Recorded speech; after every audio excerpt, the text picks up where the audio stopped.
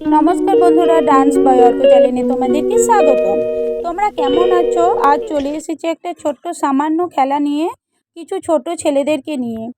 দেখতে থাকো এবং কমেন্ট করে জানিও। দেখো, আজ পানিশমেন্টের জন্য ময়দা এবং কাঁচা লঙ্কা রাখা আছে, আর গিফটের জন্য চকলেট রাখা আছে।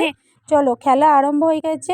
আজ মাথায় পিছন থেকে মারা হবে, যে যে ধরতে পারবে তাড়াতাড়ি করে সেই আউট হবে। চলো, খেলাটা দেখতে থাকো, আর ভালো লাগলে অবশ্যই কমেন্টে জানিও, আর চ্যানেলটা সাবস্ক্রাইব করে দিও।